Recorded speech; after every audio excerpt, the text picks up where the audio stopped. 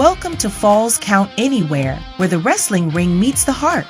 Hosted by the gentleman Jody Powell, join us as we dive into the latest pro wrestling news and rumors, from the electrifying world of WWE to the inspiring stories of wrestling for Christ. This is your all-access pass to the action, the faith, and the hope. This is Falls Count Anywhere.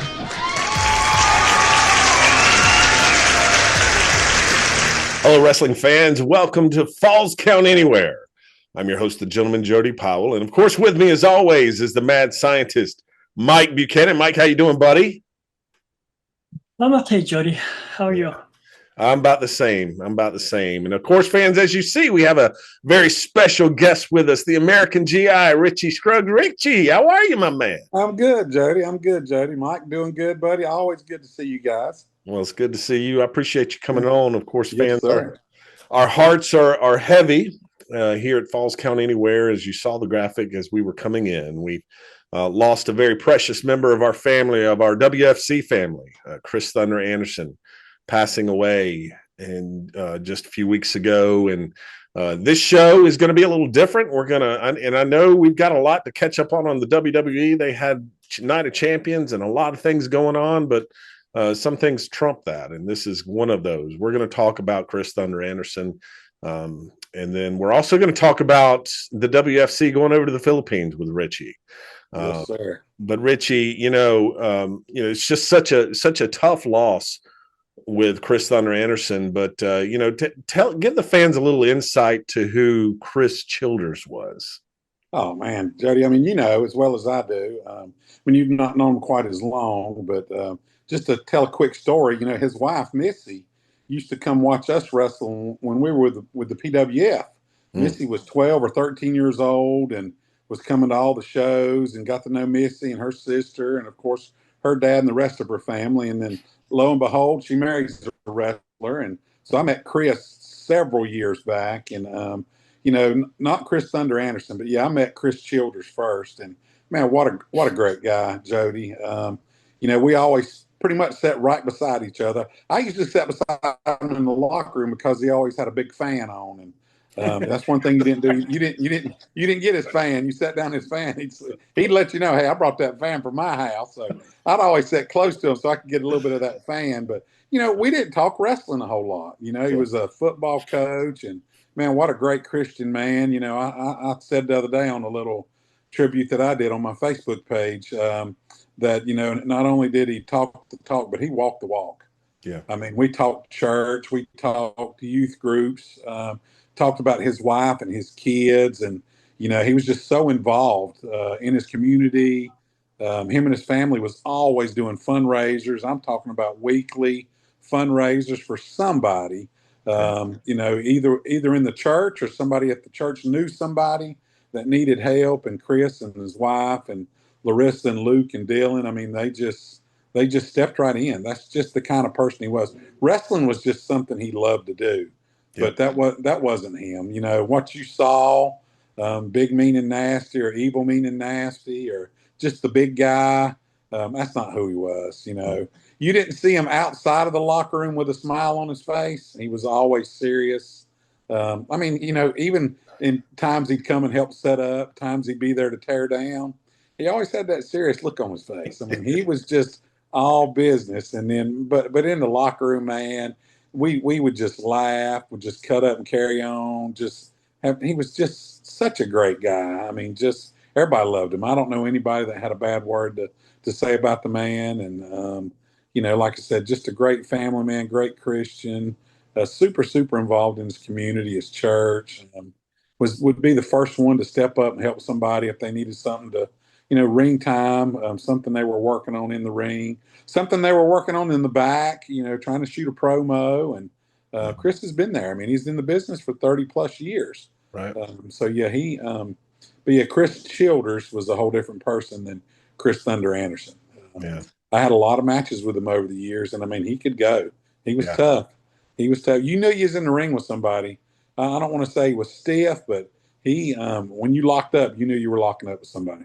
Well, it was incredibly strong too. So one of the things Oh that yeah, struck me is just listen. There are big guys and there are strong big guys. yeah, yeah, And one of the things that I noticed right off the bat with Thunder was just the size of his arms. He was in shape. yeah, He was strong. I mean, yeah, he had that look. He Chris Thunder Anderson was part of the Anderson family, and if you didn't know better, you would have thought he was part of the Anderson family. yeah. Well, I mean, he had that Arn and Ole kind of attitude. we were talking about how strong. He was just country strong. Yeah, I was cutting up with him one day, and I don't know what we were talking about, but there was times when he was twice the size he was. Here the last couple of years, he had actually toned down a little bit, and as you get older, you do that. You kind of don't hit the gym quite as hard. There's a little bit more things involved in your life that are more important. And but I was asking one day in the locker room what he was benching. I said, "What are you benching now?" And he's like, "What's the average cow weigh?" And it wouldn't have surprised me if I just pick one up, throw it over my shoulder, and show you how strong I am. But yeah, man, that was just who he was.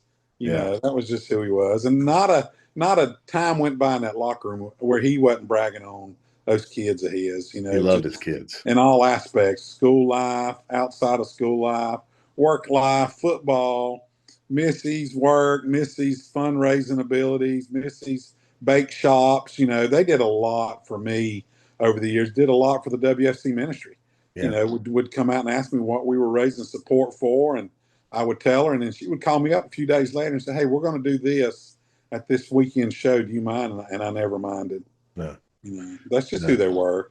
It was always something about helping a family in need, and they were very respectful of who that family was, and whether or not they wanted their story shared. And sometimes they did, and sometimes they didn't. And whenever it was, they honored that. And I remember just about every show, Dylan and Lou could come up and have all the guys autograph stuff, and we're going to auction it off or raffle it off, and all of it goes to help a family in need. Yeah, and, the just talking to so many people that I've met since his passing, and they all pretty much said the same thing.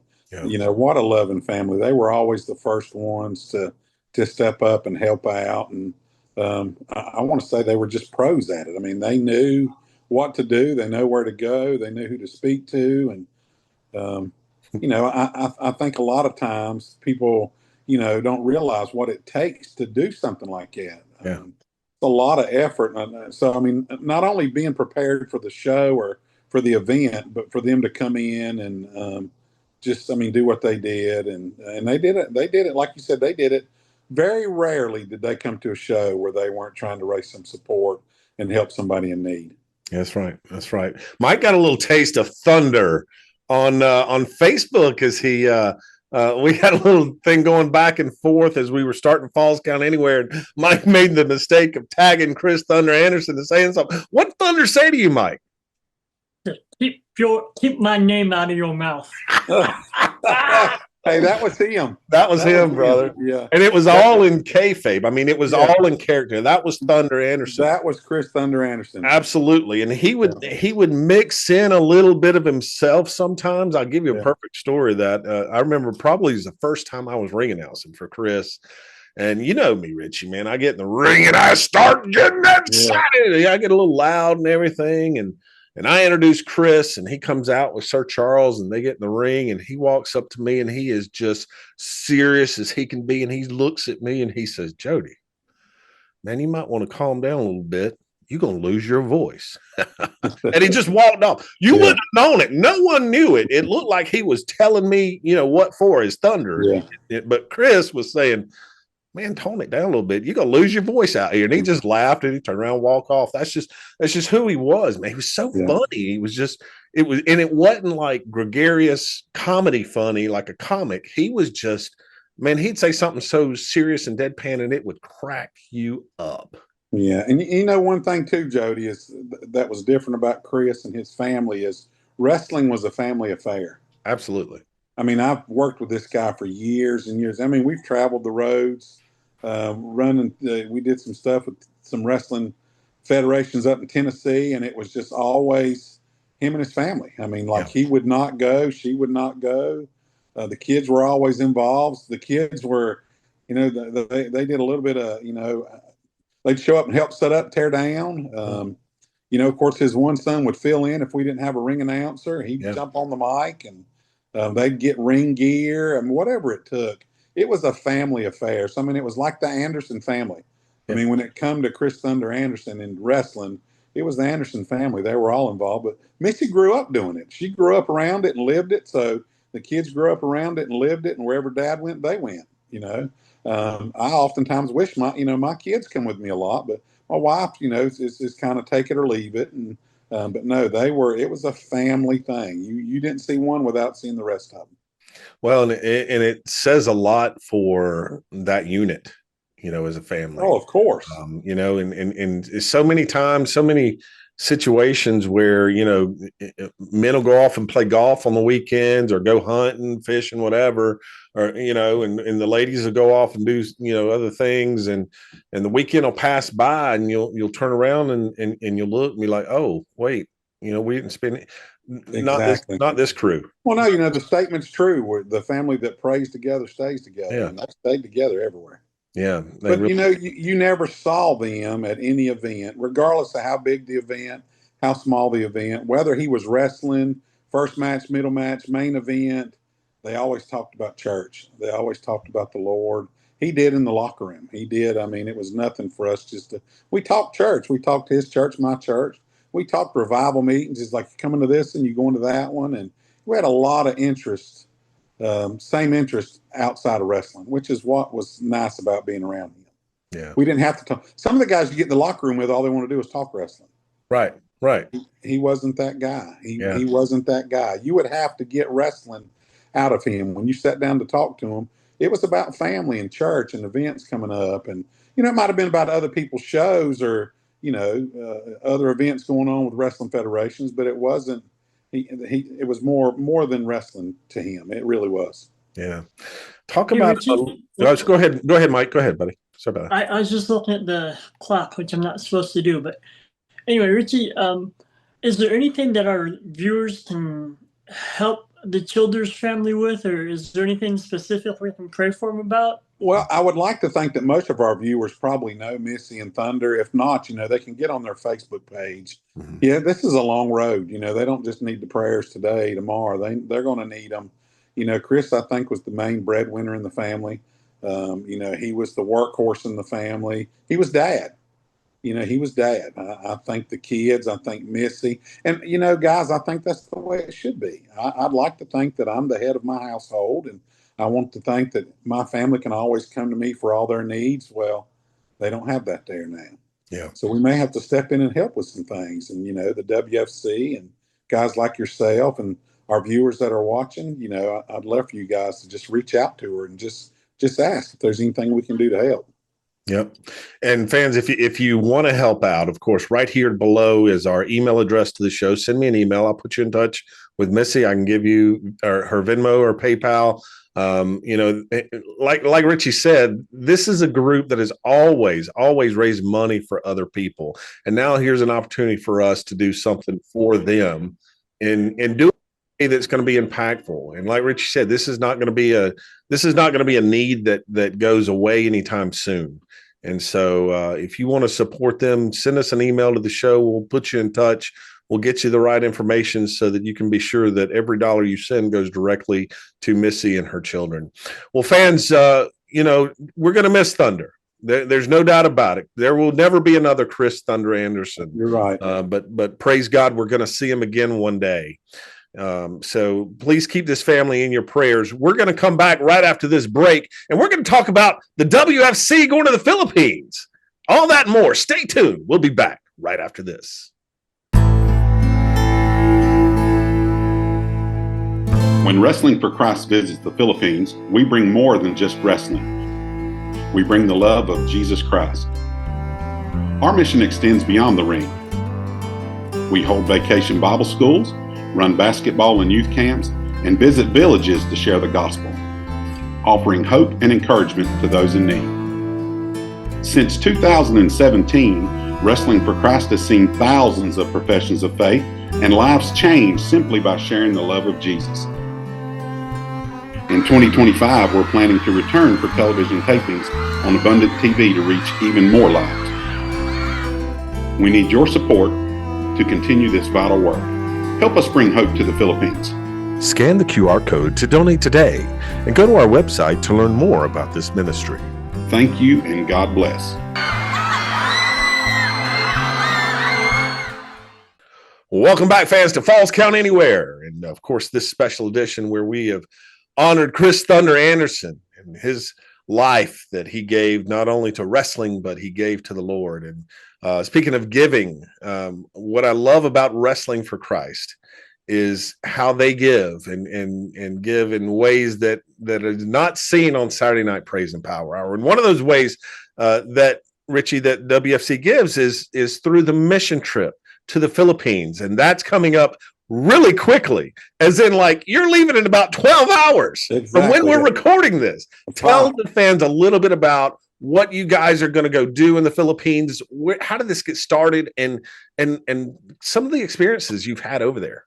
Well, I started traveling to the Philippines in 2008 through International Baptist Outreach Missions out of Asheville, North Carolina, and just fell in love with the Philippines. I knew that's where my heart was. That's where the Lord led me there for a reason. You know, I've always said God makes no mistakes. And I've just continued to go back. And one of the local pastors there came to the United States and came to one of our wrestling events. And kind of like the movie Field of Dreams, he come up to me and he said, if I build a wrestling ring, will y'all come? And I said, sure, Pastor. If you'll build a ring in the Philippines, we'll come.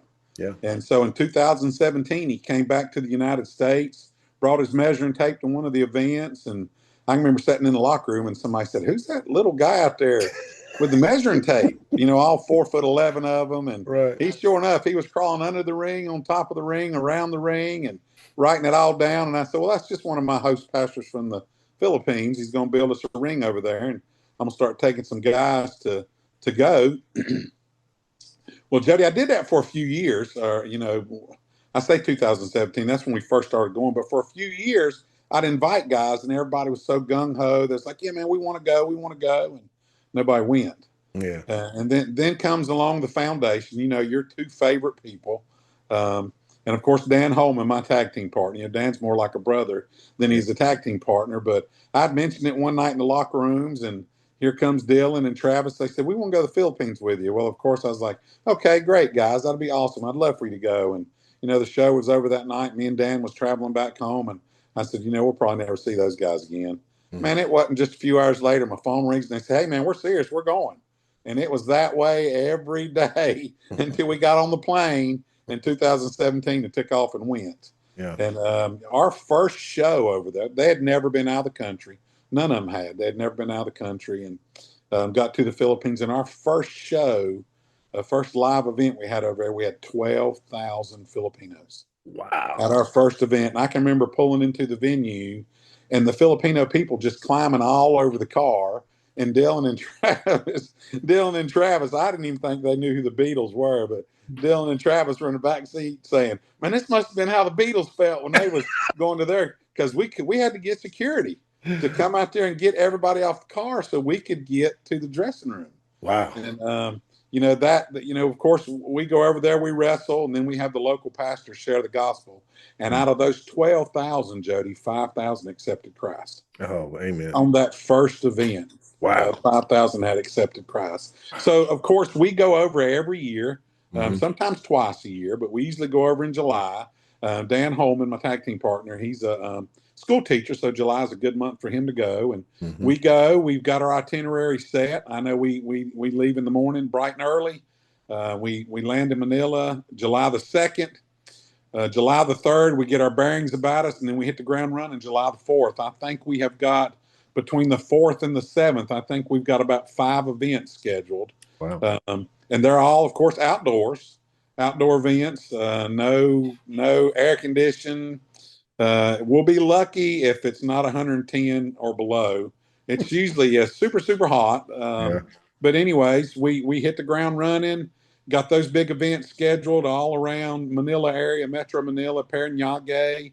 And then we leave that area with J.P. Kawili, and then we go with his brother July the 7th to Tarlock City. So we're in Tarlock 2 days. We've got a church event, wrestling event scheduled there. And then we leave Tarlock on the 8th and head to Dingalan, Aurora, which is probably one of the hottest places in the Philippines. I've been over there when it's got up to 135 degrees before. Good grief. We've got 3 huge shows planned there. We get to wrestle with the indigenous people, wrestle for the indigenous people. I hope we don't have to wrestle with them. I was going to say, Yeah, wow. The way I see those guys climb those trees and come up the side of that mountain. But anyways, it's bigger than wrestling, though. I say, we've got probably 6 or 7 shows already booked, but we're there for 2 straight weeks. And on the days that we're not wrestling, we're doing youth camps. We've got 2 huge youth camps booked this year. We've got Vacation Bible School. There'll be about 400 children at the Vacation Bible School, and just some of the stuff that we do, we just support that. We support that. We feed those children. When I say we, I mean the WFC. Jody, you're part of that, so this is something that you help us do. But the WFC ministry, we get there, we see the need, and we'll feed those 400 children. We'll feed them 3 meals a day. We'll feed them 3 days in a row. Wow. Just something that they're not. Some of those kids, Jody, are lucky to get 1 meal a day. Yeah. But that's what we do. And like I said, we do our shows there just like they are here in the States. We wrestle a couple of matches. Then I'll share, or one of the guys will share their testimony. And then the host pastor comes out and preaches the gospel. I told that pastor years ago, I said, listen, we'll come to the Philippines, but we're only coming if you allow us to share the gospel, because we can stay at home and wrestle. We can do that anywhere we want. We can do that every weekend somewhere. Sure. But if you're telling me we're just going to come and wrestle, we'll just stay here. But if you're telling me we can come and share the gospel, because they are a hungry people. I mean, they are hungry for the gospel. And Jody, we share it not just in the wrestling ring. We go visitation. We go knocking on doors. The Vacation Bible Schools, the sports camps. Dan is a basketball coach, has been for years, and he runs basketball camps over there. And the foundation even gets. I got to get some video for you on that. I'd use it. Those big old rascals get out there and play some one-on-one with some of those Filipino kids, and it's like the Sonic the Hedgehog running circles around those guys. But we are involved. It's we would go if the wrestling wasn't involved. Yeah, I did for years, from 2008 to 2019. Actually, I traveled a few times with others, but most of the time I traveled by myself, and there was no wrestling involved. So, and the guys feel the same way. If there's no event, and there's going to be several days where, like I said, we're doing Vacation Bible School all day. Yeah. We're doing sports camps all day. We're doing visitation, and the guys are there from the 2nd through the 16th. And then those gentlemen will come back home. And then the 16th of July till about the 1st of August, I'll travel with another pastor of mine to a lot of his local churches that I've been involved with since 2008. So it's just all about sharing the gospel of Jesus Christ. And like I said, we, the wrestling, out of the 15 days that we're there, 5 days are going to be wrestling. The rest will be out. And I mean, we're sharing the gospel in the wrestling too. But, sure. We may get up and share the gospel that morning, go knock on doors, visitation, pass out gospel tracts, and then we'll do the wrestling show. So it's not people saying, when y'all going back on vacation, it's not a vacation. It's a missions trip. We're definitely on a mission from the second our feet hit the ground in the Philippines. It's a mission, and that mission is to share the gospel of Jesus Christ. Our life's verse, our ministry verse, is Mark 16:15. The Bible tells us to go share the gospel to all creatures. Right. And people ask me all the time, why the Philippines? And I'm like, why not? Why not? That's where the Lord's led me. The Lord may lead you to Africa, may lead you to Europe, may lead you to Venezuela, wherever the Lord leads you. But that's where the Lord's led the WFC. And I'm not saying that the Philippines is all we do.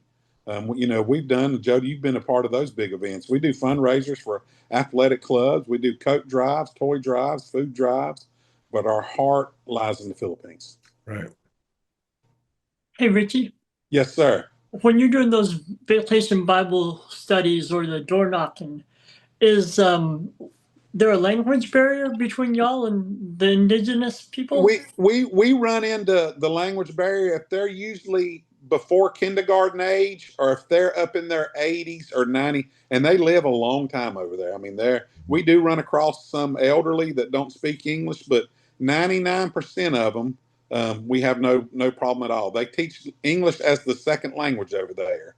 It starts in kindergarten all the way through high school. All the colleges, they got several universities over there, and they speak English at the universities. So people have asked me, do you speak Tagalog, which is their native tongue? And I've never had to learn that. I've never had to speak that, just because we've never had a problem with our language over there.